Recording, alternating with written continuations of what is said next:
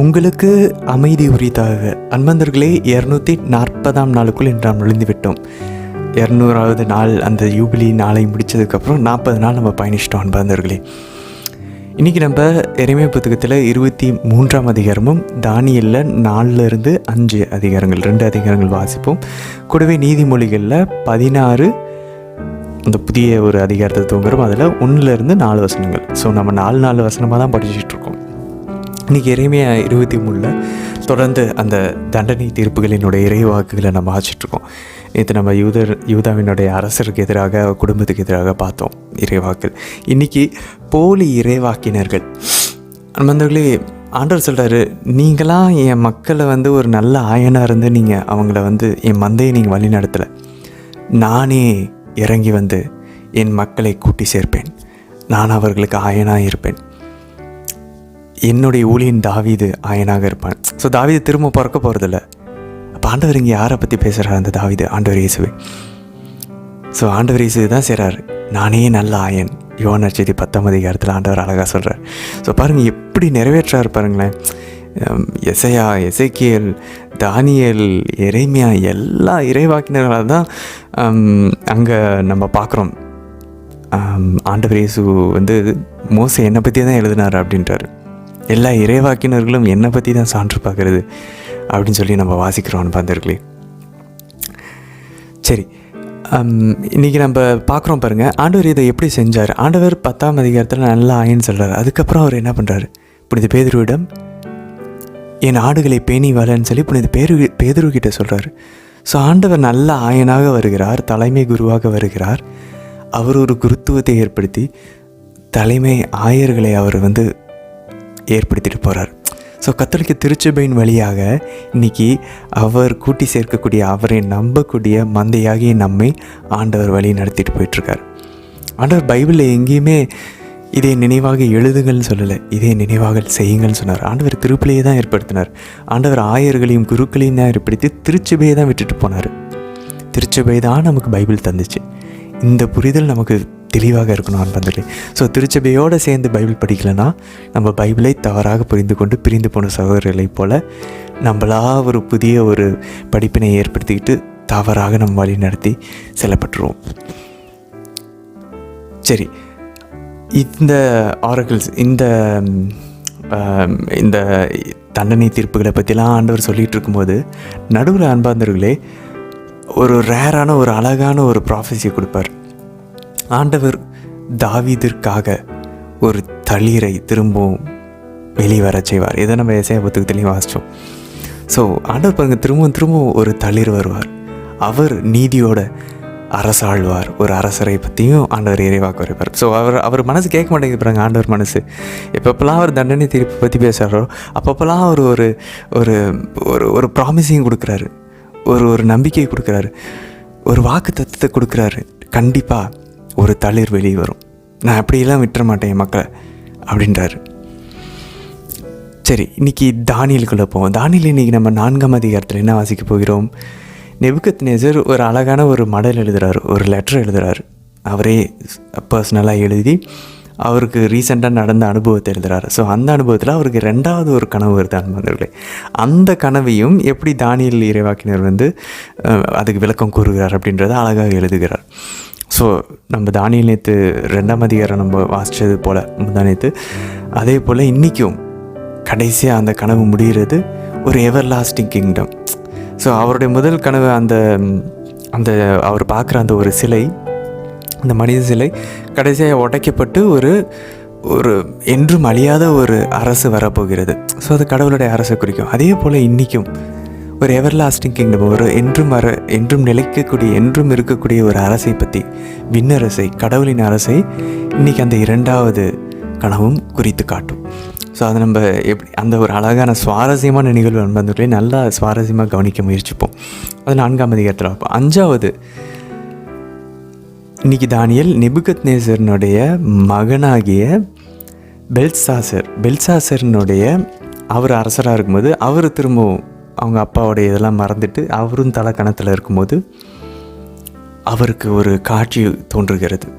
அந்த காட்சியை தானியேல் இன்னைக்கு அதுக்கு விளக்கம் கூறப்போகிறார். ஸோ 2 கனவு அவங்க அப்பாவோடது நேபுக்கத்நேசர், அவருடைய மகன் பெல்சாசரனுடைய ஒரு காட்சிக்கும் தானியேல் கனவு விளக்கம் சொல்ல போகிறார் 5ஆம் அதிகாரத்தில். ஸோ இன்றைக்கி கனவுகள் எல்லாமே, கனவும் சரி அந்த காட்சியும் சரி, ஒரு முக்கியமான விஷயந்தான். தலைக்கணத்தோட உள்ளத்தில் செருக்குடன் இருந்தோன்னா ஆண்டவர் மாதா சொல்கிற மாதிரி சிதறடிப்பார். ஆழமாக நமக்குள்ளே பொருந்த வேண்டும். எவ்வளோக்கு எவ்வளோ நம்ம தாழ்ச்சியாக இருக்கிறோமோ, மற்றவங்களை தீர்ப்பிடாமல் இருக்க ட்ரை பண்ணுறோமோ, அவ்வளோக்கு எவ்வளோ நல்லதான் பந்தர்களே. சரி, இன்றைய தினத்திற்கான விவிலியாஸ் பகுதிக்குள்ளே நம்ம ஜெபத்தோடு இணையலாம். தந்தை, மகன், தூய ஆவியாரின் பெயராலே ஆமேன். தந்தையாம் யாவி இறைவனை அழைத்து ஜெபிப்போம். அருள் நிறைந்த அன்னை மரியே வாழ்க. ஆண்டவர் உம்முடனே, பெண்களுக்குள் ஆசை பெற்றவர் நீரே அம்மா. உம்முடைய திருவயிற்றின் கனியாகிய இயேசு கிறிஸ்துவும் ஆசை பெற்றவரே. புனித அன்னை மரியே, இறைவனின் தாயே, பாவிகளாய் இருக்கிற எங்களுக்காக இப்பொழுதும் எங்கள் இறப்பின் வேலையிலும் வேண்டிக் கொள்ளும் அம்மா. ஆமேன். ஆண்டவர் இயேசுவை அழைத்து ஜெபிப்போம். அருள் நிறைந்த அன்னை மரியே வாழ்க. ஆண்டவர் உம்முடனே, பெண்களுக்குள் ஆசை பெற்றவர் நீரே அம்மா. உம்முடைய திருவயிற்றின் கனியாகிய இயேசு கிறிஸ்துவும் ஆசை பெற்றவரே. புனித அன்னை மரியே, இறைவனின் தாயே, பாவிகளாய் இருக்கிற எங்களுக்காக இப்பொழுதும் எங்கள் இறப்பின் வேலையிலும் வேண்டிக் கொள்ளும் அம்மா. ஆமேன். தூய ஆவியானவரை அழைத்து ஜெபிப்போம். அருள் நிறைந்த அன்னை மரியே வாழ்க. ஆண்டவர் உம்முடனே, பெண்களுக்குள் ஆசை பெற்றவர் நீரே அம்மா. உம்முடைய திருவயிற்றின் கனியாகி இயேசு கிறிஸ்துவும் ஆசை பெற்றவரே. புனித அன்னை மரியே, இறைவனின் தாயே, பாவிகளாய் இருக்கிற எங்களுக்காக இப்பொழுதும் எங்கள் இறப்பின் வேலையிலும் வேண்டிக் கொள்ளும் அம்மா. ஆமேன். எரேமியா ஆகமம் அதிகாரம் 23. ஆண்டவர் கூறுவது: என் மேய்ச்சலுக்குட்பட்ட ஆடுகளை அழித்து சிதறடிக்கும் மேய்ப்பர்களுக்கு ஐயோ கேடு. தம் மக்களை வழிநடத்தும் மேய்ப்பர்களுக்கு எதிராக இஸ்ராயேலின் கடவுளாகிய ஆண்டவர் கூறுவது இதுவே: நீங்கள் என் மந்தையை சிதறடித்து விட்டீர்கள், அதனை துரத்தி அடித்தீர்கள், அதனை பராமரிக்கவில்லை. இதோ உங்கள் தீச்செயல்களின் காரணமாக உங்களை தண்டிக்கப் போகிறேன் என்கிறார் ஆண்டவர். என் மந்தையில் எஞ்சியிருக்கும் ஆடுகளை நான் துரத்தி அடித்த அனைத்து நாடுகளிலிருந்தும் கூட்டிச் சேர்த்து அவர்களுக்குரிய ஆட்டுப்பட்டிக்கு கொண்டு வருவேன். அவையும் பல்கி பெருகும். அவற்றை பேணி காக்க நான் மேய்ப்பர்களை நியமிப்பேன். இனி அவை அச்சமுறா, திகிலுறா, காணாமலும் போகா என்கிறார் ஆண்டவர். ஆண்டவர் கூறுவது: இதோ நாள்கள் வருகின்றன, அப்போது நான் தாவீதுக்கு ஒரு நீதியுள்ள தளிர் தோன்றச் செய்வேன். அவர் அரசராய் ஆட்சி செலுத்துவார். அவர் ஞானமுடன் செயல்படுவார். அவர் நாட்டில் நீதியையும் நேர்மையையும் நிலைநாட்டுவார். அவர்தம் நாள்களில் யூதா விடுதலை பெறும். இஸ்ராயேல் பாதுகாப்புடன் வாழும்.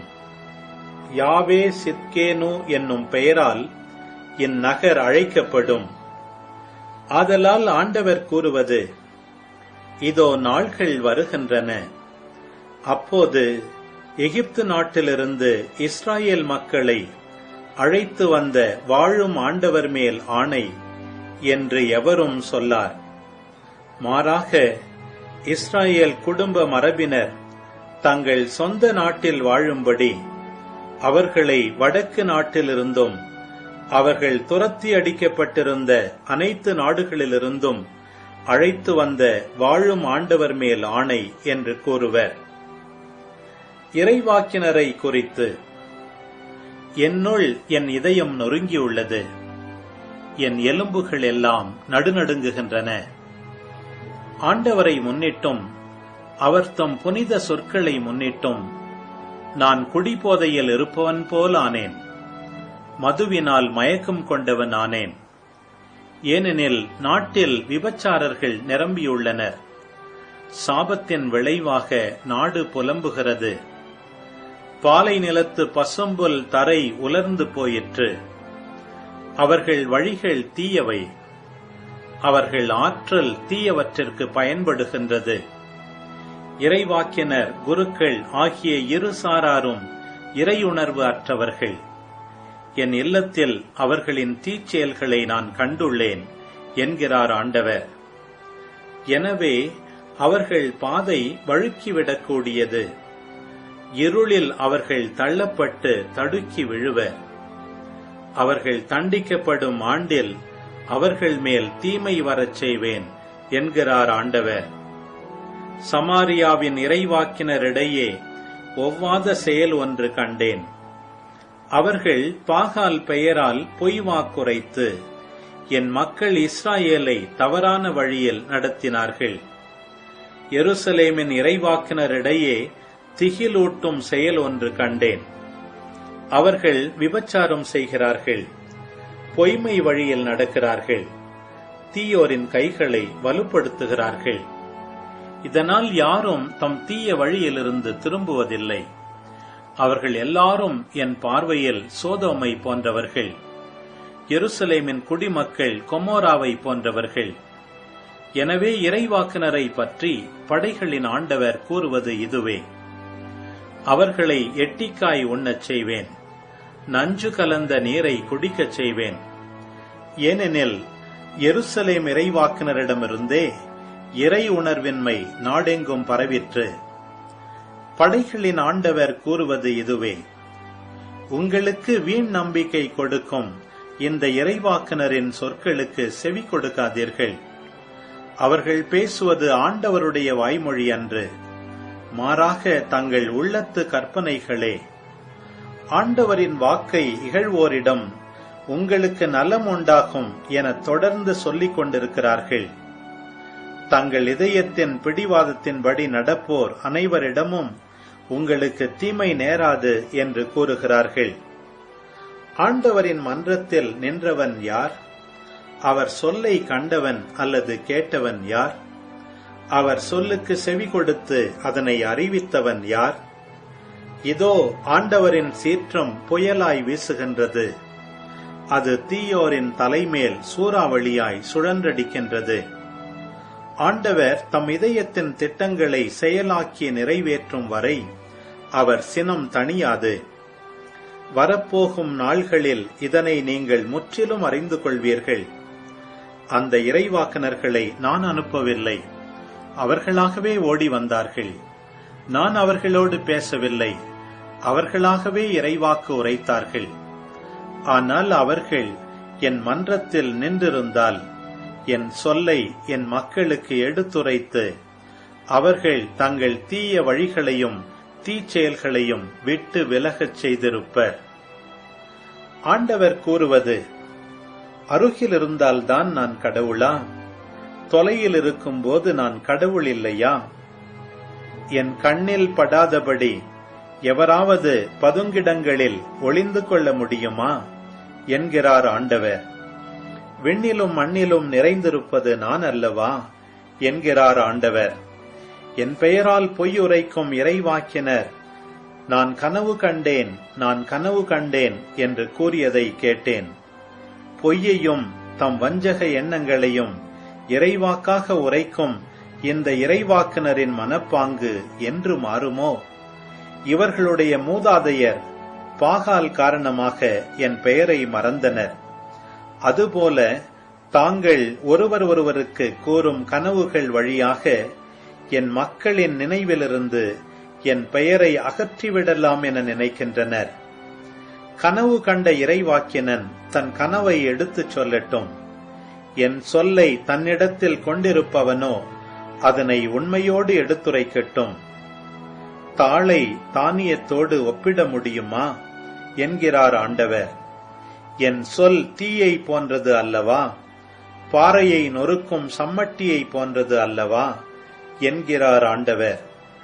ஆகவே ஒருவரிடமிருந்து என் சொற்களை திருடும் இறைவாக்கினருக்கு எதிராய் நான் இருக்கிறேன் என்கிறார் ஆண்டவர். தங்கள் நாவினால் ஆண்டவர் கூறுகிறார் என்று உரைக்கும் இறைவாக்கினருக்கு எதிராய் நான் இருக்கிறேன் என்கிறார் ஆண்டவர். பொய் கனவுகளை இறைவாக்காக உரைப்போருக்கு எதிராய் நான் இருக்கிறேன் என்கிறார் ஆண்டவர். இவர்கள் அவற்றை எடுத்துரைத்து தங்கள் பொய்களாலும் மூடச் செயல்களாலும் என் மக்களை தவறான வழியில் நடத்திச் செல்கிறார்கள். நான் அவர்களை அனுப்பவில்லை, அவர்களுக்கு கட்டளையிடவும் இல்லை. அவர்களால் இந்த மக்களுக்கு எந்த பயனும் இல்லை என்கிறார் ஆண்டவர். இந்த மக்களோ ஓர் இறைவாக்கினரோ ஒரு குருவோ உன்னிடம் ஆண்டவரின் சுமை யாது என்று கேட்டால், நீங்களே அந்த சுமை, நான் உங்களை தள்ளிவிடுவேன் என்கிறார் ஆண்டவர் என்று சொல். ஆண்டவரின் சுமை என்று ஓர் இறைவாக்கினர் அல்லது குரு அல்லது மக்களில் யாராவது கூறினால், அந்த மனிதரையும் அவர் வீட்டாரையும் நான் தண்டிப்பேன். ஆண்டவர் என்ன பதில் சொன்னார், ஆண்டவர் என்ன பேசினார் என்றே நீங்கள் உங்கள் உற்றார் உறவினரிடம் கேட்க வேண்டும். ஆண்டவரின் சுமை என்று இனி யாரும் குறிப்பிடக்கூடாது. அவனவன் சொல்லே அவனுக்கு சுமை. வாழும் கடவுளும் படைகளின் ஆண்டவருமான நம் கடவுளின் சொற்களை நீங்கள் திரித்து கூறுகிறீர்கள். நீங்கள் இறைவாக்கினரிடம் ஆண்டவர் என்ன பதில் சொன்னார், ஆண்டவர் என்ன பேசினார் என்றே கேட்க வேண்டும். ஆண்டவரின் சுமை என்று நீங்கள் கூறுவீர்களானால், ஆண்டவர் சொல்வதை கேளுங்கள். ஆண்டவரின் சுமை என்று நீங்கள் கூறக்கூடாது என்று நான் உங்களுக்கு சொல்லி அனுப்பியிருந்தும் நீங்கள் ஆண்டவரின் சுமை என்று கூறுகிறீர்கள். ஆதலால் நான் உங்களை முற்றிலும் மறந்து உங்களையும் உங்களுக்கும் உங்கள் மூதாதையருக்கும் நான் கொடுத்த நகரையும் என் முன்னிலையிலிருந்து தூக்கி வீசி எறிவேன். நீங்கள் என்றென்றும் வசை சொல்லுக்கு ஆளாவீர்கள். உங்கள் அவமானம் என்றென்றும் நிலைத்திருக்கும், அது மறக்கப்படாது. தானியேல் ஆகமம் அதிகாரம் 4. அரசர் நெபுகத்நேசர் உலகில் எங்கனும் உள்ள எல்லா இனத்தார்க்கும் நாட்டினருக்கும் மொழியினருக்கும் அறிவிப்பது. உங்களுக்கு சமாதானம் பெருகுவதாக. மாட்சிமிகு கடவுள் எனக்காக செய்தருளிய அடையாளங்களையும் விந்தைகளையும் வெளிப்படுத்துவது நலம் என எனக்கு தோன்றுகிறது. அவர் தந்த அடையாளங்கள் எத்துணை பெரியன, அவர் ஆற்றிய விந்தைகள் எத்துணை வலியன. அவரது அரசு என்றுமுள்ள அரசு, அவரது ஆட்சி உரிமை வழி வழி நிலைக்கும். நெபுகத்நேசராகிய நான் வீட்டில் மன அமைதியுடனும் அரண்மனையில் வளமுடனும் வாழ்ந்து வந்தேன். நான் ஒரு கனவு கண்டேன், அது என்னை அச்சுறுத்தியது. நான் படுத்திருக்கையில் எனக்கு தோன்றிய கற்பனைகளும் காட்சிகளும் என்னை கலங்க வைத்தன. ஆதலால் நான் கண்ட கனவின் உட்பொருளை எனக்கு விளக்கி கூறும்படி பாபிலோனிய ஞானிகள் அனைவரையும் என் முன்னிலைக்கு அழைத்து வர வேண்டுமென்று கட்டளை பிறப்பித்தேன். அவ்வாறே மந்திரவாதிகளும் மாய வித்தைக்காரரும் கல்தையரும் சோதிடரும் வந்து கூடினர். நான் கண்ட கனவை அவர்களிடம் கூறினேன். ஆனால் அவர்களால் அதன் உட்பொருளை எனக்கு விளக்கி கூற முடியவில்லை. இறுதியாக என் சொந்த தெய்வமாகிய பெல்தசாச்சாரின் பெயர் சூட்ட பெற்ற தானியேல் வந்தார். அவர் புனிதமிகு கடவுளின் ஆவியால் நிரப்ப பெற்றவர். அவரிடம் நான் கண்ட கனவை கூறினேன். மந்திரவாதிகளின் தலைவராகிய பெல்தசாச்சார், புனிதமிகு கடவுளின் ஆவி உம்மிடம் உள்ளது என்பதையும் உம்மால் விளக்க முடியாத மறைபொருள் எதுவும் இல்லை என்பதையும் நான் அறிவேன். நான் கனவில் கண்ட காட்சி இதுதான். அதன் உட்பொருளை விளக்கி கூறுவீர். நான் படுக்கையில் கிடந்தபோது என் மனக்கண் முன்னே தோன்றிய காட்சிகளாவன. இதோ நில உலகின் நடுவில் மரம் ஒன்றை கண்டேன். அது மிக உயர்ந்து நின்றது. அது வளர்ந்து வலிமை மிக்கதாய் வானத்தை தொடும் அளவுக்கு உயர்ந்து காணப்பட்டது. நில உலகின் எல்லைகளிலிருந்து கூட அதை பார்க்கலாம். அதன் இலைகள் மிகவும் அழகாயிருந்தன. மரத்தில் கனிகள் மிகுதியாயிருந்தன. அதில் எல்லா உயிர்களுக்கும் போதிய உணவு இருந்தது. அதன் நிழலில் காட்டு விலங்குகள் தங்கியிருந்தன. அதன் கிளைகளில் வானத்து பறவைகள் குடியிருந்தன. அனைத்து உயிர்களுக்கும் அதிலிருந்து உணவு கிடைத்தது. நான் படுக்கையில் கிடந்தபோது என் மனக்கண் முன்னே இக்காட்சிகளை கண்டேன். அப்பொழுது இதோ, காவலராகிய தூயவர் ஒருவர் வானத்திலிருந்து இறங்கி வந்தார். அவர் தமது குரலை உயர்த்தி கூறியது இதுவே: இந்த மரத்தை வெட்டுங்கள், கிளைகளை தரித்து விடுங்கள், இதன் இலைகளை எல்லாம் பறித்தெறியுங்கள், இதன் கனிகளை சிதறடியுங்கள், இதன் கீழ் வாழும் விலங்குகள் ஓடிப்போகட்டும், இதன் கிளைகளில் தங்கிய பறவைகள் பறந்தோடட்டும். ஆயினும் வேர்கள் நிறைந்த அடிமரத்தை அப்படியே நிலத்தில் விட்டு வையுங்கள். இரும்பாலும் வெண்கலத்தாலுமான சங்கிலியால் அது கட்டப்பட்டு வயல்வெளி பசும்புல் நடுவில் கிடக்கட்டும். வானத்தின் பனியால் அந்த மனிதன் நனையட்டும். தரையில் புல்வெளியில் விலங்குகளோடு அவன் கிடக்கட்டும். அவனது மனித உள்ளம் மாற்றப்பட்டு அவனுக்கு விலங்கின் மனம் கொடுக்கப்படட்டும். 7 ஆண்டுகள் அவனை கடந்து செல்லட்டும். காவலர் விதித்த தீர்ப்பு இதுவே. தூயவர் வாய்மொழியின் முடிவும் இதுவே. மனிதர்களின் அரசை உன்னதமானவரே ஆள்கின்றார் என்பதையும், தாம் விரும்பியவர்க்கே அதனை தந்தருள்வார் என்பதையும், மனிதருள் தாழ்ந்தவர்களையே அதற்கு தலைவர்களாக்குகின்றார் என்பதையும் உயிர்கள் அனைத்தும் அறியும்படி இவ்வாறு விதிக்கப்பட்டது. அரசர் நெபுகத்நேசராகிய நான் கண்ட கனவு இதுவே. பெல்தசாச்சார், இதன் உட்பொருளை எனக்கு தெரிவியும்.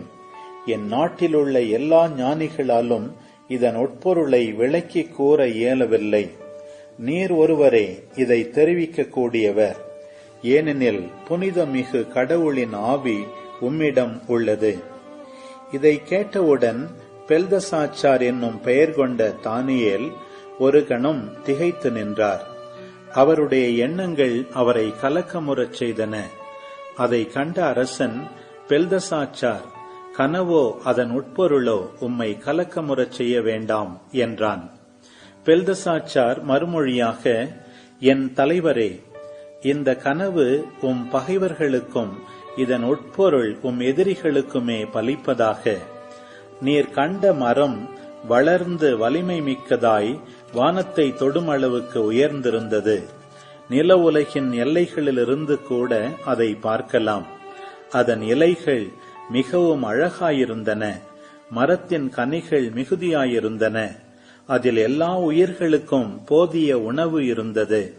அதன் நிழலில் காட்டு விலங்குகள் தங்கியிருந்தன. அரசரே, அந்த மரம் வேறு யாரும் அல்ல, மிக பெரியவராயும் வலிமையுள்ளவராயும் உயர்ந்துள்ள நீர்தாம். உமது புகழ் வளர்ந்து வானை தொடும் அளவு உயர்ந்துள்ளது. உமது ஆட்சி உலகின் எல்லைகள் வரை பரவியுள்ளது. மேலும் அரசரே, காவலராகிய தூயவர் ஒருவர் வானத்திலிருந்து இறங்கி வந்ததை நீர் கண்டீர் அல்லவா? அவர், இந்த மரத்தை வெட்டி அழித்து போடுங்கள், ஆனால் வேர்கள் நிறைந்த அடிமரத்தை அப்படியே நிலத்தில் விட்டு வையுங்கள். இரும்பாலும் வெண்கலத்தாலுமான சங்கிலியால் அது கட்டப்பட்டு வயல்வெளி பசும்புல் நடுவில் கிடக்கட்டும். வானத்தின் பனியால் அவன் நனையட்டும். 7 ஆண்டுகள் அவனை கடந்து செல்லும் வரை அவன் விலங்கோடு விலங்காய் திரிவான் என்று சொன்னதையும் கேட்டீர். அரசரே, இதுதான் உட்பொருள். என் தலைவரும் அரசருமான உமக்கு உன்னதரது தீர்ப்பின்படி நடக்கவிருப்பதும் இதுவே. மனித சமுதாயத்தினின்று நீர் விரட்டப்படுவீர். காட்டு விலங்குகளோடு வாழ்ந்து மாடு போல புல்லை மேய்ந்து வானத்தின் பனியில் நனைந்து கிடப்பீர். இவ்வாறு 7 ஆண்டுகள் உம்மை கடந்து செல்லும். மனிதர்களின் அரசை உன்னதமானவரை ஆள்கின்றார் என்றும், தாம் விரும்பியவர்க்கே அதனை தந்தருள்வார் என்றும் நீர் உணரும் வரை அந்நிலை நீடிக்கும். வேர்கள் நிறைந்த அடிமரத்தை விட்டு வைக்க வேண்டும் என்று கட்டளை பிறந்தது அல்லவா? அதன்படி விண்ணக கடவுளே உலகை ஆள்கின்றார் என்பதை நீர் உணர்ந்தவுடன் அரசுரிமை மீண்டும் உமக்கு கிடைக்கும். எனவே அரசரே, என் அறிவுரை உம்மால் ஏற்றுக்கொள்ளத்தக்கது ஆக. நல்லறத்தை பேணி தீச்செயல்களை நீக்குக. ஒடுக்கப்பட்டோர்க்கு இரக்கம் காட்டி உம் பாவக்கரைகளை போக்கிக் கொள்க. ஒருவேளை உமது வளமை நீடிப்பதற்கு இது வழியாகலாம் என்றார். அவ்வாறே அரசன் நெபுகத்நேசருக்கு அனைத்தும் நேர்ந்தது. ஓராண்டு சென்ற பின் ஒரு நாள் அரசன் பாபிலோன் அரண்மனையின் மேல் மாடத்தில் உலவி கொண்டிருந்தான். அப்பொழுது அவன், என் வலிமையின் ஆற்றலால் அரசன் வாழும் மாளிகையாகவும் எனது மாட்சியின் மகுடமாகவும் நான் கட்டி எழுப்பியதன்றோ இந்த மாபெரும் பாபிலோன் என்றான். இந்த சொற்களை அரசன் சொல்லி முடிக்கும் முன்பே வானத்திலிருந்து ஒரு குரலொலி கேட்டது. நெபுகத்நேசர் அரசனே, உனக்கே இந்த சொல். உன்னுடைய அரசு உன்னிடமிருந்து அகன்றுவிட்டது. மனித சமுதாயத்தினின்று நீ விரட்டப்படுவாய். காட்டு விலங்குகளோடு வாழ்ந்து மாடு போல புல்லை மேய்வாய். மனிதர்களின் அரசை உன்னதரே ஆள்கின்றார் என்றும் தாம் விரும்பியவர்க்கே அதனை தந்தருள்வார் என்றும் நீ உணர்ந்து கொள்வதற்குள் 7 ஆண்டுகள் உன்னை கடந்து செல்லும். உடனே இந்த வாக்கு நெபுகத்நேசரிடம் நிறைவேறிற்று. மனித சமுதாயத்தினின்று அவன் விரட்டப்பட்டான். மாட்டை போல புல்லை மேய்ந்தான். தலைமயிர் கழுகுகளின் இறகு போலவும் அவனுடைய நகங்கள் பறவைகளின் நகங்கள் போலவும் வளரத் தொடங்கும் வரை அவனது உடல் வானத்தின் பனியினால் நனைந்தது. குறித்த காலம் கடந்த பின் நெபுகத்நேசராகிய நான் என் கண்களை வானத்திற்கு உயர்த்தவே என் பகுத்தறிவு எனக்கு மறுபடியும் அருளப்பட்டது. நான் உன்னதரை வாழ்த்தி என்றுமுள்ள கடவுளை புகழ்ந்து போற்றினேன். அவரது ஆட்சியுரிமை என்றுமே அழியாது. அவரது அரசு வழி வழி நிலைக்கும். உலகின் உயிர்கள் அனைத்தும் அவர் திருமுன் ஒன்றுமில்லை.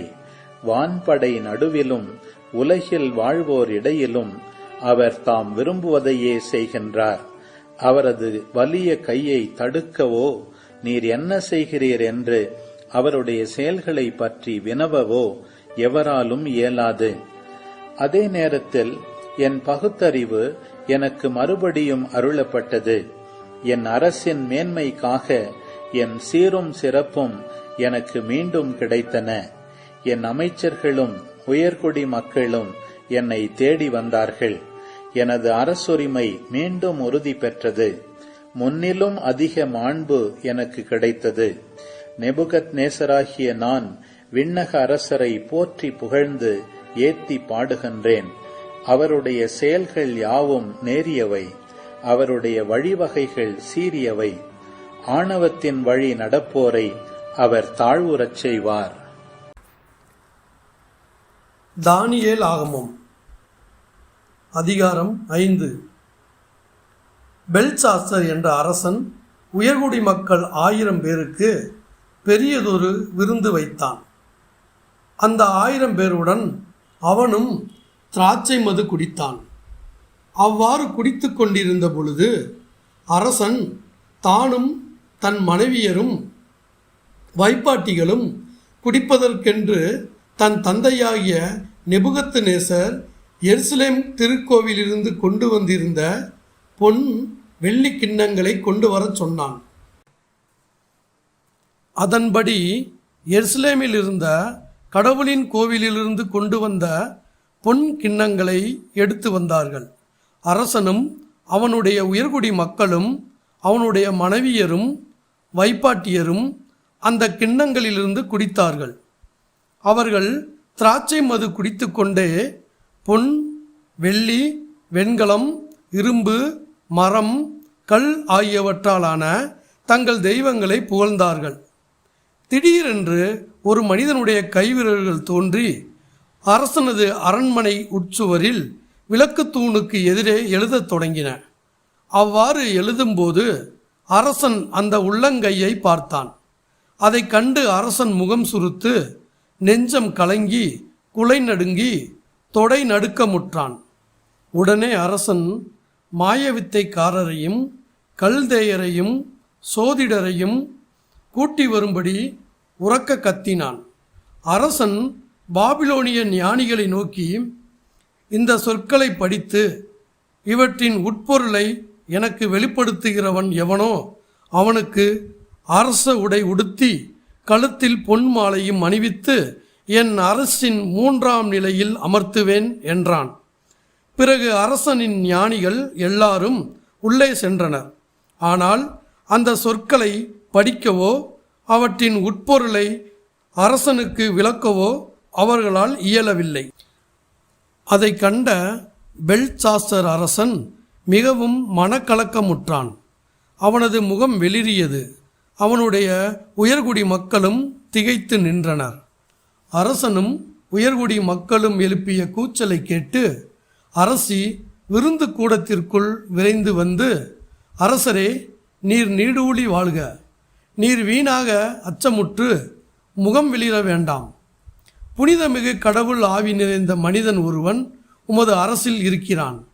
உம் தந்தையின் ஆட்சி காலத்தில் அறிவொளியும் நுண்ணறிவும் தெய்வங்களுக்கொத்த ஞானமும் அவனிடம் திகழ்ந்தது தெரிய வந்தது. எனவே உம் தந்தையாகிய நெபுகத்நேசர் அரசர் அவனை மந்திரவாதிகளுக்கும் மாயவித்தைக்காரருக்கும் கல்தேயருக்கும் சோதிடருக்கும் தலைவனாக்கினார். அந்த தானியேல் வியத்தகு விவேகமும் அறிவும் உடையவன். கனவுகளுக்கு விளக்கம் கூறும் அறிவாற்றல் படைத்தவன். விடுகதைகளுக்கு விடை கூறும் ஆற்றல் உடையவன். சிக்கல்களை தீர்க்கும் திறமை வாய்ந்தவன். அவனுக்கு அரசர் பெல்தசாச்சர் என்று பெயரிட்டுள்ளார். அவன் உடனே இங்கு அழைக்கப்படட்டும், அவன் விளக்கம் கூறுவான் என்றாள். அவ்வாறே அரசன் முன்னிலைக்கு தானியேல் அழைத்து வரப்பட்டார். அரசன் அவரை பார்த்து, என் தந்தையாகிய அரசன் யூதாவிலிருந்து சிறைபிடித்து வந்தவர்களுள் ஒருவனாகிய தானியேல் என்பவன் நீதானே? உன்னிடத்தில் புனிதமிகு கடவுளின் ஆவியும் அறிவொளியும் நுண்ணறிவும் சிறந்த ஞானமும் உண்டென உன்னை பற்றி கேள்விப்பட்டுள்ளேன்.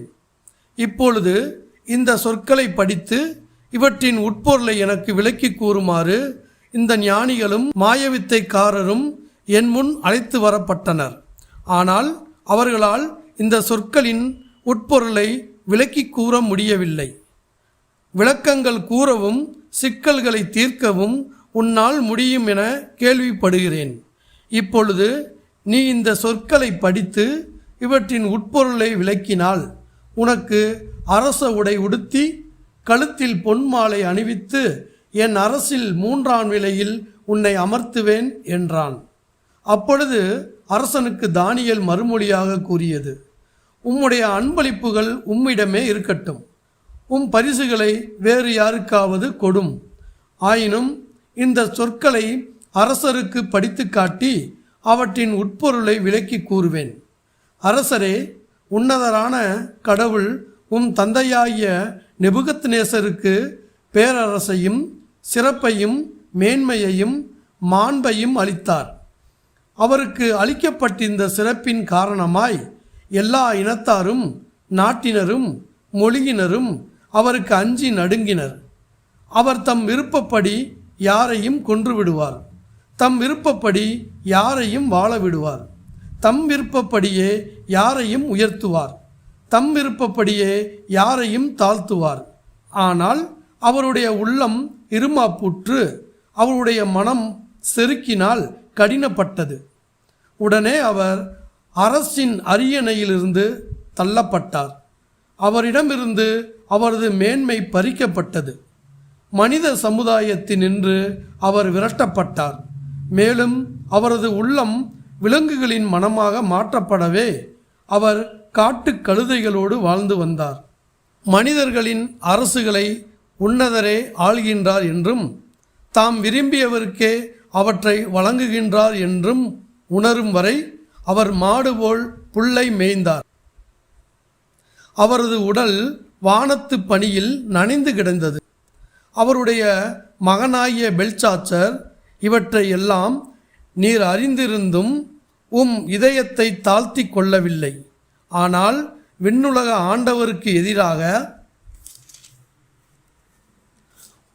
உம்மையே உயர்த்தினீர்.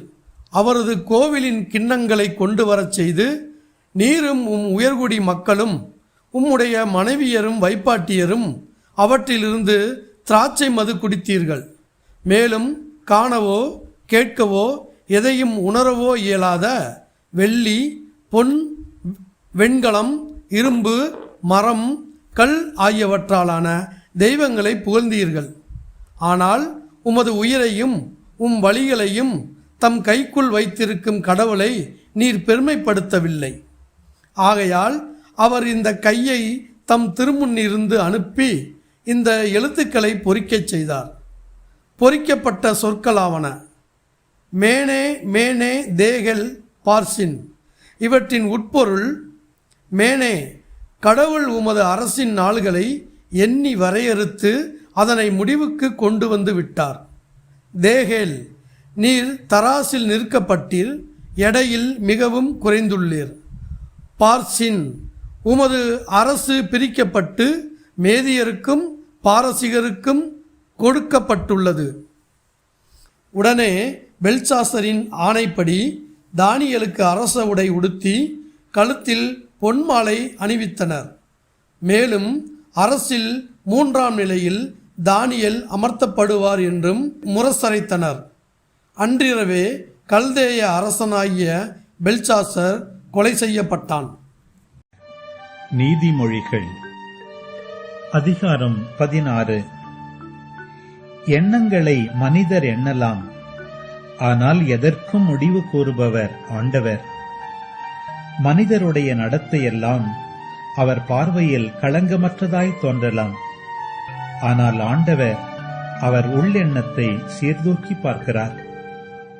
உன் செயல்களை ஆண்டவரிடம் ஒப்படை, அவற்றை வெற்றியுடன் நிறைவேற்றுவாய். ஆண்டவர் படைத்த ஒவ்வொன்றிற்கும் குறிக்கப்பட்ட ஒரு முடிவு உண்டு. பொல்லாத மனிதரை அழிவு நாளுக்கென்று குறித்து வைத்திருக்கிறார். ஆமேன். ஆண்டவரே, இந்த நாளுக்கான இந்த அழகான இறைவார்த்தை பகுதிகளுக்காக நன்றி அப்பா.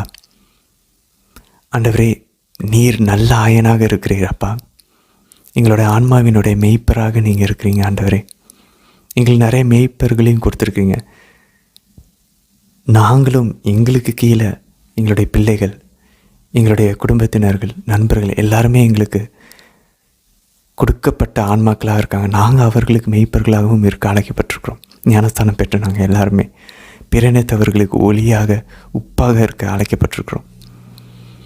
அந்த கடமையிலிருந்து நாங்கள் பல வேளைகளில் எங்களுடைய சுயத்தினால் சுய விருப்பங்களை பின்பற்றி சுய ஆசைகளை நிறைவேற்ற கட்டளைகளை விட்டு விலகிறோம் அப்பா.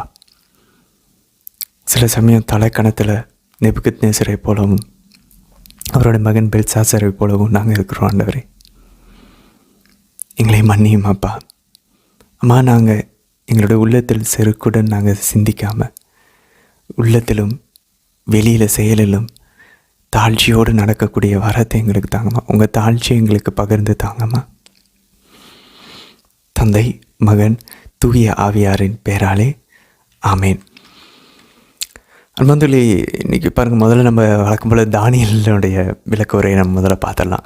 பாருங்கள், 4ஆம் அதிகாரம் அவர் அந்த கனவு காண்றாரு. அதில் பாருங்களேன், எதுக்காக அந்த நேபுகத்நேசர் ஆண்டவர் விரட்டி விடுறாரு. 25ஆம் வசனம் சொல்லுது, மனிதர்களின் அரசை உன்னதமானவரே ஆள்கின்றார் என்றும் தாம் விரும்பியவர்களே அதனை விரும்பியவர்களுக்கே அதனை தந்துள்ளார் என்றும் நீர் உணரும் வரை அந்நிலை நீடிக்கும். அன்பார்ந்தவர்களே, இதுதான் பேசிக். அன்பார்ந்தவர்களே, நேபுகத்நேசரை விரட்டி விட்டு அவரை போய் ஒரு புல்லை தீங்க வச்சு அரண்மனையில் வாழ்ந்தவரை யோசிச்சு பார்ப்போமே. அவ்வளோ உச்சத்தில் இருந்தவர் ஆண்டவர் ஏன் இறக்கி கொண்டு வர்றார்? ஏன்னா அதை நீ அடையில, அது நான் கொடுத்த கொடை உனக்கு. அன்பார்ந்தவர்களே, இதுதான் நம்ம புரிஞ்சுக்கணும்னு ஆண்டவர் எதிர்பார்க்குறாரு. இதை நம்ம எப்படியாச்சும் இதை விட்டு வெளியே வரணும். அன்பார்ந்தவர்களே, நம்ம சம்பாதிச்சோம், அதுக்காக நம்ம செய்யவே இல்லையா? இல்லை, நம்ம செஞ்சோம். ஆவியானவர் வந்தார், நிரப்பினார், மாதா அதுக்கு ஒத்துழைப்பு கொடுத்தாங்க, இல்லைன்னு சொல்லலை. அது மாதிரி தான் எல்லா புனிதர்களும் உடலில் அவங்கெல்லாம் துன்புட்டுறாங்க. பவுல் சாட்டை அடிக்கும்போது அவர் ஒத்துழைச்சார். ஆவிக்கு ஒத்துழைச்சார், ஆவிக்கு கீழ்ப்படிஞ்சார் தூயாவினவருக்கு. ஸோ நம்மளும் ஒவ்வொரு விஷயமும் செய்யும்போது நமக்கு கிடைச்ச அந்த ஐடியா, நமக்கு கொடுக்கப்பட்ட அந்த பேசிக் திறமையே கூட நம்ம ஒத்துழைக்கிறோம், நம்ம ஹார்ட் ஒர்க் போடுறோம், இல்லைன்னு சொல்லலை. பட் அதனால் மட்டும் அது நடந்துடாது. அது நடக்காமல் போகிறப்ப தான் தெரியும் நம்ம கையில் ஒன்றும் இல்லை அப்படின்னு சொல்லி. ஸோ இது எல்லாம் கடவுள் நினச்சா கொடுப்பார், கடவுள் நினச்சா எடுப்பார். அவர் தான் இதெல்லாம், அவர் தான் நமக்கு மேலே அவர் ஒருத்தர் இருக்காருன்றத நம்ம ஆழமாக நம்பினோன்னா நம்ம மற்றவங்கள ட்ரீட் பண்ணணும். ஸோ அது நம்பிக்கையில் மட்டும் இல்லை, அது நம்ம செயலில் காட்டணும். நம்ம மற்றவங்கள தலைக்குறைவாக நடத்த மாட்டோம். புனித பிரான்சிஸ் அசிசியார் அழகாக சொல்ல இருப்பாங்க, தாழ்ச்சியினுடைய அடையாளம் நாம் எப்படி நமக்கு மேலே இருக்கிறவங்கக்கிட்ட வயசுலேயோ இல்லை அதிகாரத்துலேயோ மேலே இருக்கிறவங்கக்கிட்ட எப்படி நடந்துக்குவோமோ அதே மாதிரி நம்ம கூட இருக்கிறவங்கக்கிட்டையும், நமக்கு சரிசமமாக இருக்கிறவங்கக்கிட்டையும், நமக்கு கீழே இருக்கிறவங்கக்கிட்டையும் நடந்துக்கணுமா. அவங்களுக்கு ஒரு மாதிரி அவங்கக்கிட்ட மெசேஜ் அனுப்புகிற மட்டும் ஒரு மாதிரி, நமக்கு நீ ஈக்குவலாக இருக்கவங்க நமக்கு கீழே இருக்கவங்ககிட்ட மெசேஜ் அனுப்புகிறப்ப ஒரு அதிகாரமாக காட்டுறது இல்லை. அசிசியார் அப்படி சொல்ல, அந்த மாதிரி எல்லா விஷயத்துலையும் மேலே இருக்கவங்ககிட்ட எப்படி நடந்துக்குமோ அதே போல் நமக்கு சரிசமமாக இருக்கவங்ககிட்டையும் நமக்கு கீழே இருக்கவங்ககிட்டையும் நடத்துகிறோன்னா நம்மக்கிட்ட தாழ்ச்சி இருக்குன்னு அர்த்தம். நம்ம அதிகாரம் நம்மக்கிட்ட இருந்து வரல, கடவுளிடமிருந்து வந்துச்சுன்றதை நம்ம உணர்ந்துருக்குறோம். நம்ம பிள்ளைங்களை எப்படி நடத்துகிறோம், நம்ம கணவன் மனைவிகளை எப்படி நடத்துகிறோம், அம்மா அப்பாவை எப்படி நடத்துகிறோம். ஸோ இதெல்லாம் நம்ம யோசித்து பார்க்க வேண்டிய. ஃப்ரெண்ட்ஸை எப்படி நடத்துகிறோம், அவங்களையும் நம்ம ஒரு பெரிய சிஎம் பிஎம்மை போல் நம்ம நடத்துகிறோமா, அவங்களுக்கு நம்ம மறுமொழி சொல்கிறோமா, அவங்களுக்கு கீழ்ப்படுகிறோமா, அவங்களுக்கு ஒத்துழைப்பு கொடுக்குறோமா, அதில் இருக்க அன்பார்ந்தவர்களே. சரி, இப்போ இதை எப்படி வெளியே வருது, எப்படி இந்த பாடத்தை நான் கற்றுக்கிறது? தானியேல் அதுக்கு ஐடியா தராரு பாருங்க. 27ஆம் வசனத்தில் 4ஆம் அதிகாரத்தில், நல்லறத்தை பேணி தீய செயல்களை நீக்குக, ஒடுக்கப்பட்டோருக்கு இரக்கம் காட்டி உன் பாவங்களை போக்கிடுக. ஸோ அல்டிமேட்டாக அவர் என்ன சொல்கிறார், ஒரு வேளை உமது வல்லமை நீடிப்பதற்கு இது ஒரு வழியாக இருக்கலாம். ஸோ அவர் என்ன சொல்கிறாரு, ப்ரேயர் பண்ணு, பெனன்ஸ் பண்ணு, பரிகாரம் செய்யுங்கள், ஜெபம் செய்யுங்க, உடல் ஒருத்தர்கள் எல்லாம் செய்யுங்க, அவ்வளோதான் வந்தவர்களே. ஸோ அந்த இன்டென்ஷனுக்காக நம்ம அதை தான் நம்ம திரும்ப சொல்லுவோம், பரிகாரங்கள் செய்ய ஆரம்பிக்கணும். ஜெபமாலைகளை செஞ்ச பாவத்துக்கு பரிகாரம் ஒப்பு கொடுத்தா தான் அந்த முடிச்சிலேருந்து நம்ம வெளியே வர முடியும்.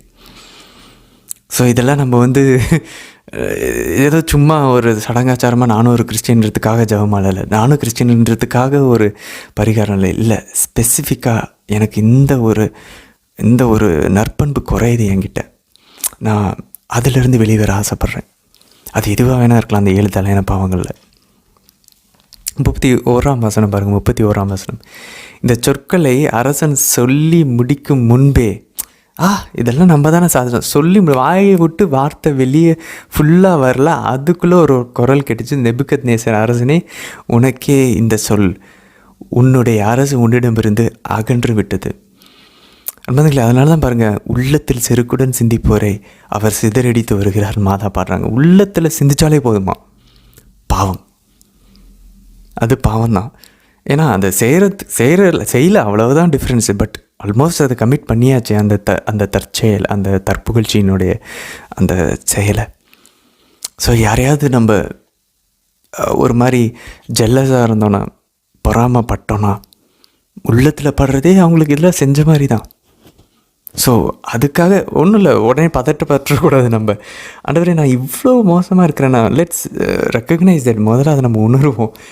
அப்போ தான் அவருடைய தேவை நமக்கு படுதுன்றதை நம்ம உணர்வோம். ஆண்டவரே நான் இவ்வளோ மோசமாக இருக்கேன், ஐ நீட் அ சேவியர், எனக்கு ஒரு மீட்பர் தேவைப்படுறாரு, எனக்கு உங்களுடைய உதவி தேவை, அம்மா எனக்கு உங்களுடைய உதவி தேவை, புனிதர்களுடைய உதவி தேவை அப்படின்னு உணர்ந்தோன்னா அதை நம்ம ஜெபிக்க ஆரம்பிப்போம். கொஞ்சம் கொஞ்சமாக ஆண்டவர் அதை எடுத்துருவார். ஸோ அவரை எங்கே போடுறாரு பாருங்கள், நீ இதெல்லாம் சொகுசாக இருக்கிறதுனால தானே.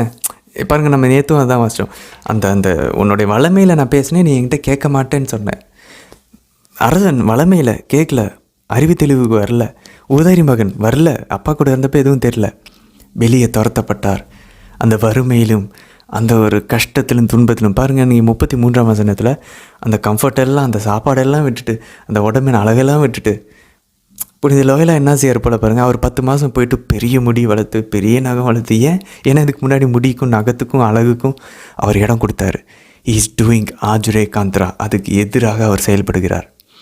இதுக்கு முன்னாடி எனக்கு வந்து எதெல்லாம் தலக்கணத்தில் ப்ராப்ளம் இருக்கா, தாழ்ச்சி இல்லாமல் இருக்கா, சரி இப்போ மற்றவங்க சொல்கிறத அவங்க சொல்கிறது தப்பாகவே இருந்தாலும் சொல்லி கீழ்ப்படிய தாழ்ச்சின்ற அந்த நற்பண்பை நம்ம வளர்த்து கொண்டுக்கிட்டே இருப்போம். ஏதாவது ஒரு நற்பண்பு நம்ம ஒரு பாவம் அதுக்கு ஆப்போசிட்டான ஒரு நற்பண்பை நம்ம ஃபோக்கஸ் பண்ணோன்னா, இப்போ இச்சை தூய்மை, தலக்கணம் தாழ்ச்சி, சோம்பேறித்தனம் நல்லா சுறுசுறுப்பாக செய்கிறது, டெலிஜெண்ட்டாக இருக்கிறது. ஸோ இந்த மாதிரி கிளட்டனியா நான் தன்னடக்கம், போஜன பிரியத்துக்கும் தன்னடக்கத்துக்கும். ஸோ நான் இதெல்லாம் நான் கடைப்பிடிக்க ஆட்டோமேட்டிக்காக மற்ற பண்புகளையும் நம்ம வளர ஆரம்பிப்போம். எப்பயுமே அதை அப்படி தான் சொல்கிறாங்க புனிதர்கள். ஒரு நற்பண்பில் வளர்ந்தால் மற்ற 6 வளரும். ஒரு பாவத்தை குறைச்சோன்னா எல்லா பாவமும் குறைக்க ஆரம்பிக்கும். ஏன்னா எல்லாமே கனெக்டடுன்றாங்க, ஒன்றுக்கு ஒன்று தொடர்பு இருக்குதுன்னு சொல்கிறாங்க. ஸோ பாருங்கள், இந்த அரசன் போயிட்டு அங்கே பெரிய நீண்ட முடி வளருது, பெரிய நகம் வளருது, அலைஞ்சு திரியிறான். அப்போ தான் தெரிய வருது நம்ம யார் அப்படின்னு சொல்லி. ஸோ 34ஆம் வசனத்தில் பாருங்கள், அவர் அழகாக சொல்கிறார், குறித்த காலம் கடந்த பின் நெபுகத்நேசர் ஆகிய நான் என் கண்களை விண்ணகத்துக்கு உயர்த்தவே என் பகுத்தறிவு எனக்கு மறுபடியும் அருளப்பட்டது. நானும் உன்னதரை வாழ்த்தி இன்றும் உள்ள கடவுளை புகழ்ந்து போற்றினேன். ஸோ பாருங்களேன், ஆண்டவர் அங்கே அந்த 3 பேர் வழியாக, அந்த தானியேலினுடைய நண்பர்கள் வழியாக ஆண்டவர் நிறைய பாடத்தை கற்று தந்தார். இதே தான் அவர் போற்றினார். திரும்ப மறந்துட்டார். திரும்ப அவருடைய பேலஸில் மேலே அரண்மனையில் வந்து நின்றுட்டு நான் தான் இதெல்லாம் சொல்லி முடிக்கிறதுக்குள்ளே ஆண்டவர் எல்லாத்தையும் தூக்கிட்டார். அந்த அன்றிரவே எல்லாமே தூக்கப்பட்டுச்சு. அப்போவே எல்லாத்துலையும் அவர் விரட்டப்பட்டார். ஸோ தாழ்ச்சி அடையிற வரைக்கும் நம்ம மேலே ஃபோக்கஸ் இருக்கும். நான் என் வாழ்க்கை, நான் செஞ்சேன், உலகத்து மேலே கண் இருக்குது. தாழ்ச்சி அடையும் போது கண் மேலே பார்க்குது, ஓ என்னை தாண்டி ஒருத்தர் மேலே இருக்கிறாரு. இவ்வளோ நாள் என்ன நினச்சிட்டு இருந்தேன், நான் தான் மேலே இருக்கிறேன், எல்லாம் எனக்கு கீழே இருக்குன்னு என் கண்கள் பார்த்துக்கிட்டு இருந்துச்சு. ஆனால் இப்போ தான் மேலே ஒருத்தர் இருக்கிறாருன்னு தெரியுது. அவர் சொல்கிறார் பாருங்கள், நெபுகத்நேசர் ஆகிய நான் என் கண்களை விண்ணகத்திற்கு உயர்த்தவே என் பகுத்தறிவு எனக்கு மறுபடியும் அருளப்பட்டது. ஸோ அந்த அறிவு தான் அந்த ஊதாரி மகனுக்கு வந்துச்சு. நான் ஏன் இவ்வளோ கஷ்டப்படணும், அவன் அறிவு தெளிவுக்கு வந்தான்னு சொல்லப்பட்டிருக்கு பைபிளில். ஸோ அறிவு தெளிவுக்கு நம்மளும் வரணும்னா நமக்கு மேலே ஒருத்தர் இருக்கிறாருன்றத கண்களை நம்ம பார்க்க ஆரம்பிக்கணும். நானே கடவுள் சொல்லி நம்ம வாழ்ந்துட்டுருக்கோம். என்னால் முடியும்னு சொல்லி எல்லாம் நம்ம ஜபத்துக்கு டைம் கொடுக்காமல் ஓடிக்கிட்டு இருக்கோம். அது சேஞ்ச் ஆகணும். 35வது வசனம் பாருங்கள், அழகான ரியலைசேஷன். அவர் அழகாக அந்த அறிவு தெளிவு வந்தோன்னா அவர் புரியுது பாருங்கள். உலகின் உயிர்கள் அனைத்தும் அவர் திரும்ப ஒன்றுமில்லை, அவர் தம் விரும்பியதையே செய்கிறார். அவர் நினச்சா கொடுப்பார், அவர் நினச்சா கொடுக்க மாட்டார். நம்மளாம் யார், மனுஷங்களாம் யார் கடவுள் முன்னாடி. அந்த ரியலைசேஷன் வந்துருச்சுன்னா நம்மளுடைய வெற்றியும் தோல்வியும், நம்மளுடைய துன்பங்களையும் நம்மளுடைய இன்பங்களையும் மகிழ்ச்சியும் வருத்தத்தையும் நம்ம கையாளுற விதம், கடவுள் ஒருத்தர் இருக்கிறார், விண்ணகத்தை நோக்கி நம்ம கண்கள் பார்த்துக்கிட்டு இருக்கோம். ஸோ அந்த ஒரு உணர்வில் நம்ம கையாள விட நம்மளுடைய திறமைகளை, நம்மளுடைய பணம், நம்மளுடைய பிஸ்னஸில் சக்ஸஸ், வீட்டில் வறுமை செழுமை எல்லாத்தையும் நம்ம பார்க்குற விதம் மாறும். கடவுள் ஒருத்தர் இருக்கிறான்ற நம்பிக்கையோடு நம்ம பார்க்க ஆரம்பிப்போம் பந்தவர்களே. அப்புறம் 36ஆம் வசனம் பாருங்கள். எப்பயுமே இந்த மாதிரியான ஒரு துன்பத்துக்குள்ளே போயிட்டு வந்து அந்த சூளைக்குள்ளே வெளியே வந்ததுக்கப்புறம் அந்த 3 பேருக்கும் பதவி உயர்வு கிடச்சிச்சு. தானியேல் எல்லாரும் ஃபாஸ்டிங் இருக்கிறாங்க, கனவுகளை வெளிப்படுத்தக்கூடிய அந்த இது கிடச்சிச்சு. யோபு துன்பப்பட்டார், 2 மடங்கு ஆண்டவர் ஆசீர்வதிச்சார். ஸோ இப்போ நம்ம படுற துன்பங்களை நம்மளுடைய பாவங்களுக்கு பரிகாரமாக ஏற்றுக்கொண்டு ஒத்துக்கிட்டு, அதாவது இது நீங்கள் செய்கிறது கரெக்டு தான், நான் அதை ஏற்றுக்கிறேன், என்னை வெளியே கொண்டு வருவாங்க. நம்ம ஒப்பு கொடுக்கும்போது நம்மளுடைய ஒவ்வொரு நாள் துன்பங்களும் ஒவ்வொரு வேலைகளையும் நம்மளோட பாவத்துக்கு பரிகாரமாக ஒப்பு கொடுத்து ஜெபமாலைகளை ஒப்பு கொடுக்க என்ன நடக்குது? அதே நேரத்தில் என் பகுத்தறிவு எனக்கு மறுபடியும் அருளப்பட்டது. என் அரசின் மேன்மைக்காக என் சீரும் சிறப்பும் எனக்கு மீண்டும் கிடைத்தனர். என் அமைச்சர்களும் உயர்குடி மக்களும் என்னை தேடி வந்தார்கள். யார் விரட்டினாங்களோ அவங்க திரும்பி தேடி வராங்க. எனது அரசுரிமை மீண்டும் உறுதி பெற்றது. முன்னிலும் அதிக மாண்பு எனக்கு கிடைத்தது. அன்பர்களே, முன்னை விட அதிகமாக கொடுக்கறது தான் கடவுளுடைய பிளான். நம்மளை குறைச்சாரா உடைச்சாரா எதுக்கு? அதை ஆசீர்வதித்து அதை மற்றவங்களுக்கு பகிர்ந்து கொடுக்கறதுக்கு, நம்மளை இன்னும் 2 மடங்கு நம்மளை ஆசீர்வதிக்கிறதுக்கு. ஸோ அவருடைய அந்த டிசிப்ளினை எடுத்துக்கிறோமா, ஏற்றுக்கிறோமா? அவருடைய அந்த கை நம்மை பண்படுத்தும் போது, வணையும் போது, நம்ம ஒரு குயவனாக ஆண்டவர் நம்மை வந்து வணையும் போது நம்ம டோட்டல் நம்மளே விட்டு கொடுக்குறோமா? அந்த துன்பத்தை ஏற்றுக்கிட்டோமா? அதுலேருந்து பாடத்தை கற்றுக்கிட்டோமா? ஃபைன், அவ்வளோதான். ஆண்டவர் நம்மை 2 மடங்கு நமக்கு எவ்வளோ எடுத்தாரோ, எவ்வளோ அடித்தாரோ அதை விட 2 மடங்கு நமக்கு வந்து ஆசீர்வாதத்தை கொடுப்பார். சரி, 5ஆம் அதிகாரத்துக்கு போவோம். தானியேல் அந்த செவுத்தில் எழுதப்பட்டிருக்கு பாருங்கள். அது என்ன அந்த வசனம்? முதல்ல அந்த பெல்சசார், நேபுகத்நேசருடைய மகன் பாருங்கள், அவர் திரும்ப உள்ளத்தில் செருக்குடன் பாவம் செய்யும்போது ஆண்டவருடைய இந்த பரிசுத்தமான கலன்களை எல்லாத்தையும், பாத்திரங்களை எடுத்துகிட்டு வந்து அவர் பாவத்தில் அதுக்கு பயன்படுத்தும் போது உடனடியாக பாருங்கள் ஆண்டவர் விஷன் காட்டுற. ஆக்சுவலாக ஒரு நல்ல சைன் தான் அன்பார்ந்தவர்களே. நம்ம ஆண்டவர் யார் உண்மையிலேயே அன்பு செய்கிறாரோ அவர்களை தான் ஆண்டவர் கண்டித்து திருத்துறாரு இல்லையா? ஸோ நேபுகத்நேசரும் சரி, அவருடைய மகன் பெல்சசாரும் சரி, எல்லாத்தையுமே ஆண்டவர் வந்து உடனே திருத்துறதே ஒரு நல்ல அடையாளம் தான் என்னை பொறுத்த வரைக்கும் அன்பார்ந்தவர்களே. பாருங்கள், உடனே அந்த கையை ஆண்டவர் அனுப்புகிறார். ஆண்டவர் என்ன வேணால் பண்ணலாம் பாருங்கள். ஒரு வெறும் கை வந்து நம்ம ஒரு செவுத்தில் எழுதுகிற மாதிரி இருந்தால் நமக்கு எவ்வளோ பயமாக இருக்கும். ஸோ அப்படி பார்த்து அவர் மிரண்டு போயிடுறாரு. ஸோ என்ன எழுதப்பட்டிருக்கு? 5ஆம் அதிகாரம் தானியேல் 25ஆம் வசனத்தில் பாருங்கள். மேனே மேனே தேகேல் பார்சின். ஸோ இது வந்து விவிலிய அறிஞர்கள் வந்து இதை வந்து அரமைக் மொழியில் இது எழுதப்பட்டிருக்கிறது. ஸோ அரமைக் மொழியில் இது ஒரு வேர்ட் பிளே அப்படின்னாங்க. அப்படின்னா ஒரு சொற்களில் வச்சு விளையாடுறது அப்படின்னு சொல்லி. ஸோ ஆக்சுவலாக பார்த்தோம் அப்படின்னாக்க இது வந்து இந்த மொத்த ஃப்ரேஸுமே இந்த மேனே தேகேல் பார்சின்றது ஒரு பணம் சம்மந்தப்பட்ட, வணிகம் சம்மந்தப்பட்ட ஒரு சொற்களாக பார்க்குறாங்க. அப்படின்னா மேனே அப்படின்றது ஆக்சுவலாக அதை என்ன சொல்லுவாங்க அப்படின்னாக்கா 50 அல்லது 60 ஷெக்கல் அப்படின்வாங்க. இந்த தேகேல் அப்படின்றது என்ன அர்த்தம் அப்படின்னாக்க அரமைக் மொழியில் basic unit of silver currency அப்படின்றாங்க. அப்படின்னா வெள்ளியினுடைய ஒரு அடிப்படையான பணத்தினுடைய ஒரு வீதம். ஃபார் எக்ஸாம்பிள் நம்மளுடைய காலகட்டத்தில் 1 கிராம் அப்படின்னு சொல்லலாம். 1 கிராம் ஷெக்கல். தேகேல் அப்படின்னா 1 கிராம்னு அர்த்தம். ஸோ 50-60 கிராமுகள் மேனே தெகேல். அப்புறம் பார்சின் அப்படின்னாக்க பாதி அல்லது பிளவுபட்டது அப்படின்னு சொல்லி சொல்கிறாங்க. பாராஸ் அப்படின்ற அந்த மூல வார்த்தை அப்படின்னு சொல்கிறாங்க. ஸோ இப்படி 50-60 பாதி கிராமு வெள்ளி அப்படின்ற மாதிரி நம்ம பார்க்கலாம். பட் அதே நேரத்தில் அதை எப்படி சவுண்டை வச்சு நம்ம பார்த்தோம் அப்படின்னா, இந்த மேனேன்ற சவுண்டு அரமைக் மொழியில் இன்னொரு வார்த்தையை குறிக்கக்கூடிய ஒரு சவுண்ட் தான். அதுதான் எண்ணப்படும் அப்படின்னு. அதனால தான் நம்ம பார்க்குறோம், உம்முடைய நாட்களை எண்ணி வரைந்து அதனை முடிவுக்கு கொண்டு வந்துள்ளார் அப்படின்னு. So numbered. ஸோ அது ஒரு பக்கம் 50-60 ஷெக்கல்ஸையும் குறிக்கும். அதே நேரத்தில் அது வந்து எண்ணிக்கைக்கான அரமைக் வார்த்தைக்கும் இந்த மேனேன்ற வார்த்தை குறிக்கும். ஸோ நம்ம நிறைய வார்த்தைகள் இருக்கும் பாருங்கள். ஒரு சில வார்த்தைகள் அந்த எழுத்துக்கள் வந்து வேறு மாதிரி இருக்கும். ஆனால் அதோடைய சத்தம் இன்னொரு வார்த்தையை குறிக்கிற மாதிரி இருக்கும். நமக்கு இங்கிலீஷ்லேயும் சரி, தமிழ்லேயும் சரி, நமக்கு அந்த மாதிரி நிறைய வார்த்தைகள் உண்டு. ஸோ இப்போ ஒரு உதாரணத்துக்கு தண்ணீர்னு எழுதியிருக்கோன்னா தனின்னு கூட நம்ம அதை வாசிக்கலாம். தனினா என்ன? ஐசோலேட்டட், தனியாக இருக்கிறது. தண்ணின்றது தனி அப்படின்னு கூட வாசிக்கலாம். ஸோ அந்த மாதிரி ஒரு சில உதாரணங்கள், நிறைய வார்த்தைகள் அந்த மாதிரி இருக்குது. ஸோ அந்த மாதிரி இது வந்து எண்ணிக்கை அப்படின்ற வார்த்தை. அதுமாதிரி தேகேல் அப்படின்றது ஒரு கிராம் வெள்ளியும் அந்த மாதிரியும் குறிக்கும். அதே நேரத்தில் அது வந்து வெயிட்டு, அதனுடைய இடையையும் குறிக்கும். அதனால தான் அவர் சொல்கிறாரு, தானியேல் உம்மை தராசில் நிற்கப்பட்டு ஆண்டவர் உங்களை வந்து அளந்து வச்சிருக்கிறாரு அப்படின்னு சொல்லி பார்க்குறோம். சரி, அதுக்கப்புறம் பார்சின் வந்து பாதி பிளவுபட்டதையும் குறிக்கும், டிவைடையும் குறிக்கும். அதே நேரத்தில் அது இன்னொரு வார்த்தையும் குறிக்கும், பெர்சியா, அரமைக்கில் பெர்சியா நாடையும் குறிக்கும். ஸோ அதனால தான் சொல்கிறாரு, தானியேல் அழகாக சொல்கிறார், கடவுள் உம்முடைய நாட்களை, உன்னுடைய அரசை வந்து எண்ணி அளந்துட்டார். உண்மை அவர் தராசில் வச்சு எடை போட்டு பார்த்துட்டாரு. அதனால் உன்னுடைய அரசை 2ஆக பிரித்து பெர்சியாவுக்கும் மிதியா நாட்டிற்கும் கொடுக்க போகிறார் அப்படின்னு சொல்கிறாரு.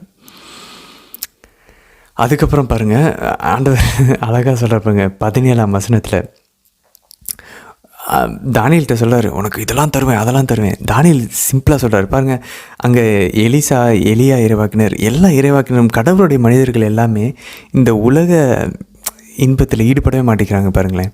அவர் சொல்கிறார், நீ இதெல்லாம் எனக்கு பண்ணினா உனக்கு நான் இந்த ரிவார்டெலாம் கொடுப்பேன், இந்த சன்மானம் இந்த அன்பளிப்புலாம் கொடுப்பேன். தானியல் அழகாக 5ஆம் அதிகாரம் 17ஆம் வசனம் சொல்கிறார், உம்முடைய அன்பளிப்புகளை உம்மிடமே இருக்கட்டும், உம் பரிசுகளை வேறு யாருக்காவது கொடும். ஆயினும் இந்த சொற்களை அரசன் படித்து காட்டிய அவற்றின் உட்பொருளை விளக்கி கூறுவேன். அன்பர்களே, ஆண்டவர் எனக்கு சொல்கிறாரு, ஆண்டவருடைய ஊழியம், அதனால் நான் இதை செய்கிறேன். ஆண்டவர் எனக்கு இதை செய்ய சொல்கிறாரு, நான் செய்கிறேன். நீ கொடுக்குற அந்த அன்பளிப்புக்காக நான் செய்யலை. அன்பர்களே, புனித அன்னை தெரசா வந்து அவங்களுடைய சபையில் இருக்கக்கூடிய எல்லா அருள் சகோதரிக்கும் இந்த ஒரு ரூலை கொடுத்துருக்காங்க, விதிமுறையை கொடுத்துருக்காங்க. என்னது, எந்த வீட்டுக்கு போனாலும் நீங்கள் எதையுமே சாப்பிடக்கூடாது வாங்கி. ஏன் தெரியுமா? அதில் ஒரு ஆழமான விஷயம் இருக்குது. ஆக்சுவலாக அவங்க வந்து அன்புனால் கொடுக்குறாங்க, வீட்டில் இருக்கவங்க, தப்பு சொல்லலை. பட் ஊழியம் செய்யும்போது சாத்தான் சோதனை கொடுப்பான். ஸோ என்ன நடக்கும், சில சமயம் ஃபஸ்ட்டு நம்ம நார்மலாக போவோம், அதுக்கப்புறம் இந்த வீட்டில் ஏதாவது தருவாங்களா, சீரியஸாக அவன் வந்து யோசிக்க வைப்பான் பந்தர்களே. இந்த வீட்டில் அது கொடுக்கல இது கொடுக்கல, அப்புறம் அதை கொடுக்கறதுக்கு ஏற்ற மாதிரி அவங்க அன்பை நம்ம எடை போட ஆரம்பிச்சிருவோம். அவங்க பாருங்கள், அங்கே நல்லா கவனித்தாங்க, அவங்க ரொம்ப நல்லவங்க, அப்படிலாம் போயிடவே கூடாது பாருங்கள் எண்ணம். ஸோ இதெல்லாம் புனித அன்னை தெரசாவுக்கு தெரியுது, இந்த டெம்டேஷன்ஸ்லாம் வரும் ஊழியக்காரங்களுக்கு. அதனால தான் அவங்களுடைய சிஸ்டர்ஸ்கிட்ட இதெல்லாம் சொல்லிட்டாங்க. அதே மாதிரி சில சமயம் நம்ம நல்லா அப்புறம் நம்ம செஞ்ச ஊழியத்துக்கு கைமாறு சாப்பாடாக போயிடும். அதுவும் ஒரு பிரச்சனை இருக்குது ஊழியக்காரங்களுக்கு. இல்லை என் கைமாறு என்ன தெரியுமா, அந்த வீடு மீட்படையணும். ஆண்டவரே, நான் இந்த வீட்டில் நான் ஊழியம் செய்கிறேன், நான் அவங்களுக்காக ஜெபிக்க போகிறேன், அவங்களோட நான் பேச போகிறேன், அவங்கக்கிட்ட கடவுளோட நற்செய்தியை அறிவிக்க போகிறேன், அந்த வீடு மனம் மாறணும். எனக்கு கைமாற எதுவும் வேணால் நான் என் வீட்டுக்கு போய் சாப்பிட்டுக்குவேன், இல்லை நான் வழியில் ஏதாவது கடையில் சாப்பிட்டுக்குவேன். எனக்கு அந்த வீட்டிலேருந்து எந்த சன்மானம் வேணால், எனக்கு நீங்கள் சன்மானம் கொடுக்குறதா இருந்தால் அந்த வீடை மீட்டு கொடுங்க, அந்த ஆன்மாக்கள் எல்லாத்தையும் மீட்டு உங்கள் பக்கம் திருப்புங்க. ஆண்டவரே, நான் அதுக்காக அவங்க வீட்டில் எதுவும் சாப்பிடாம நான் வரேன். ஒரு அழகான உடல் ஒருத்தல். சில சமயம் சாப்பிட்றப்ப அது நம்மளுக்கு வந்து கவன சிதறலையும் உண்டாக்கும். ஒழுங்காக நம்மளால் பியூராக கான்சன்ட்ரேட் பண்ணி ஆண்டவர் சொல்கிறத நம்ம அந்த வீட்டில் இருக்கவங்கள்கிட்ட சொல்ல முடியாது, கரெக்டாக ஜெபிக்க முடியாது. ஏன்னா சாப்பாடு வீட்டில் இருக்கிறவங்களுக்கும் அது ஒரு டென்ஷனாக இருக்கும், போயிருக்கிற நமக்கும் வந்து அது ஒரு கவன சிதறலாக இருக்கும். ஸோ இதெல்லாம் தவிர்க்கணுமா, சாப்பாடை பற்றி யோசிக்க வேணாம். ஊழியக்காரங்க வரும்போது, குருக்கள் கண்ணீர்கள் வரும்போது ஆவிக்குரிய விஷயங்களை பற்றி பேசுவோம், இந்த உடலுக்குரிய விஷயங்களை பற்றி கொஞ்சம் தவிர்த்து வைப்போம். எப்பயுமே அதை தான் செஞ்சுக்கிட்டு இருக்கோமே. ஸோ கடவுளுக்காக நான் இதை பண்ணுறேன், அதனால தான் புனித அன்னை தெரசா அதை பண்ணாங்க. ஸோ இங்கே தானியல் கடவுளுக்காக அதை செய்கிறார், அரசனுக்காக செய்யலை. 23ஆம் வசனம் பாருங்கள். ஆனால் உமது உயிரையும் உம் வழிகளையும் உம் கைக்குள் வைத்திருக்கும் கடவுளை நீர் பெருமைப்படுத்தவில்லை. நம்ம இந்த உண்மையை நம்ம உணரணும். பாருங்கள், அவங்க அப்பாவும் அதான் உணர்ந்தார், நெபுகத்நேசர். எல்லாமே கடவுளுடைய கையில் தான் இருக்குது. அவர் நினச்சா யார்ட்டையாவது கொடுப்பார், அவர் நினச்சா யார்கிட்ட வேணாலும் எடுத்துருவார். அவர் முன்னாடி நம்மளாம் ஒன்றுமே இல்லை. அப்பா உணர்ந்தார், பையன் என்ன உணரணும், கடவுளுடைய கையில் தான் நம்மளுடைய உயிரும் இருக்குது, நம்மளுடைய வாழ்க்கையும் இருக்குது. அதனால் அவரையே நம்ம வந்து பெருமைப்படுத்தணும், நம்மளை நம்ம சுய பெருமையை தேடிக்கூடாது. ஸோ இதை நம்ம ஒவ்வொரு நிமிஷமும் இதையும் நம்ம என் உயிர் என் வாழ்க்கை அவர் கையில் இருக்குது, இந்த மனுஷங்க என்னை எதுவும் பண்ண முடியாது, நான் இப்படி இருந்தால் தான் எனக்கு வந்து இது கிடைக்கும், இல்லை, நான் என் ஜெபத்துக்கு என் டைமை கொடுப்பேன், கடவுளுக்கு என் டைமை கொடுப்பேன், கடவுள் கையில் தான் என்னுடைய மற்ற வெற்றியும் என்னுடைய நேரமும் அவர் கையில் தான் இருக்குது, அவர் எனக்கு கூட்டி கொடுப்பார். ஃபைன். சரி, நம்ம தொடர்ந்து எரேமியாக்குள்ளே போவோம் பார்த்தீங்க. எரேமியா புத்தகம் 23ஆம் அதிகாரம் 3-4 வசனங்கள் பாருங்கள் நண்பர்களே. அழகாக ஆண்டவருடைய வாக்கு பாருங்கள். என் மந்தையில் எஞ்சி இருக்கும் ஆடுகளை நான் துரத்தி அடித்த அனைத்து நாடுகளிலிருந்து கூட்டி சேர்ப்பேன், அவர்களுக்குரிய ஆட்டுப்பட்டிக்கு கொண்டு வருவேன். எவ்வளோ அழகாக இருக்குது பாருங்களேன். நம்மளை திரும்ப கொண்டு வருவாராம் அந்த வீட்டுக்கு, நம்ம ஆட்டுப்பட்டிக்கு. நான் துரத்தி அடித்த நான் கொண்டு வருவேன் அப்படின்றார்.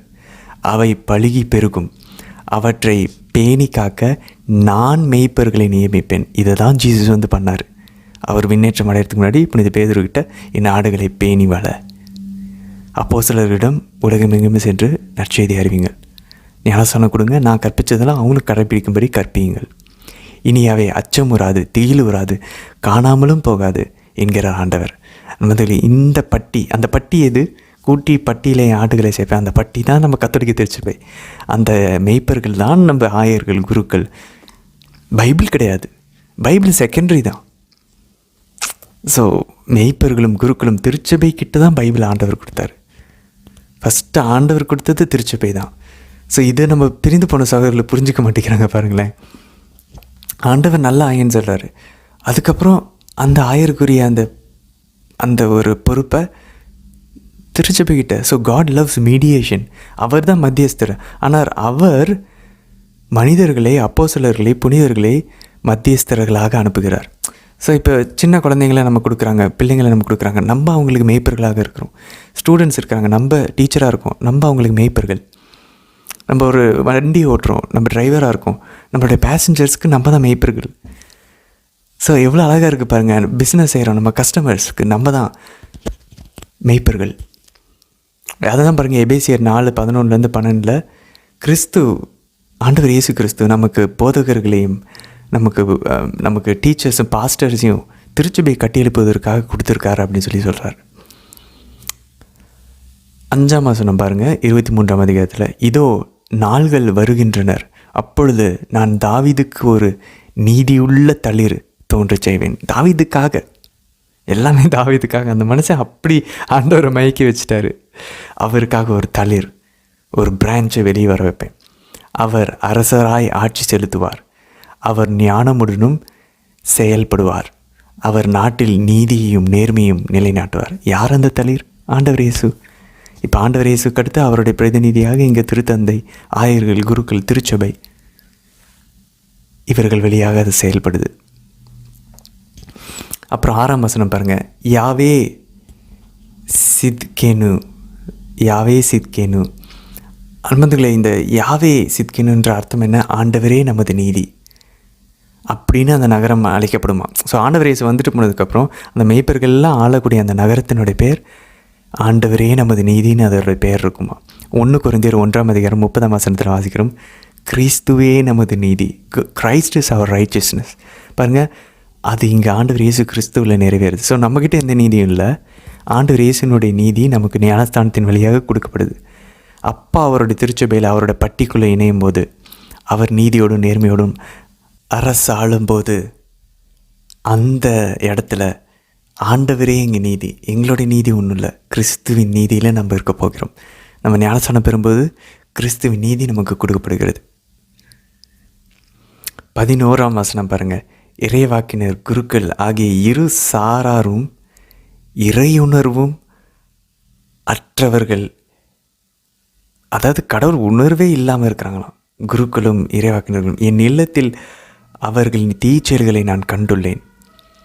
முதல்ல இது அப்போ மட்டும் இல்லை, இப்போவும் இருக்குது பாருங்கள். மத்தேயு நற்செய்தி 7ஆம் அதிகாரம் 15-20 சொல்கிறாரு, போலி இறைவாக்கினர்களை குறித்து கவனமாக இருங்கள் அப்படின்னு ஆண்டவர் சொல்கிறாரு.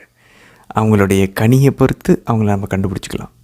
2 பேதுரு 2ஆம் அதிகாரம் 1-3 வசனங்களில் புனித பேதுரு சொல்கிறார், நம்மளோட முதல் திருத்தந்தை, போலி போதகர்கள் நிறைய பேர் எழுவாங்க திருச்சபையில், தவறான போதனைகளையும் தப்பறைகளையும் கொண்டு வருவாங்க. அதை தான் நம்ம பார்த்துக்கிட்டு இருக்கோம்.